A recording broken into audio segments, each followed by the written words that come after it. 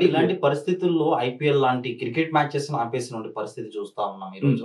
అలాంటి టైంలో మీరు పెడుతున్నటువంటి సభలు కావచ్చు, ఇలాంటి టైంలో అంటే భారతదేశానికి సంబంధించిన అంటే బైబిల్లో కూడా మీరు వర్తిన రాజ్యుల కొరకు అధికారుల కొరకు ప్రార్థన చేయమని చెప్పేసి అంటూ ఉంటారు. ఇలాంటి పరిస్థితుల్లో మీరందరూ కూడా ఐక్యతగా ఉండి ప్రార్థన చేయాల్సింది పోగా మనం వ్యక్తిగతంగా వేరే విషయంలో డైవర్ట్ అవుతున్నాము.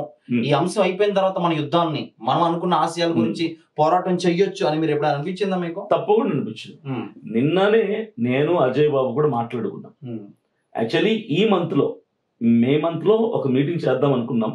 కాకపోతే ఇప్పుడు పరిస్థితులు బాగాలేదు, యుద్ధం జరుగుతుంది కాబట్టి ఇది కాస్త క్లియర్ అయ్యేంత వరకు ఈ నెల వదిలేద్దాం, నెక్స్ట్ మంత్ ప్లాన్ చేసుకుందామని మేము కూడా ఆ యొక్క ఏమంటారు ఇంకిత జ్ఞానం కామన్ సెన్స్ తోటే నెక్స్ట్ మంత్ పెట్టుకున్నాం మా మీటింగ్ కూడా.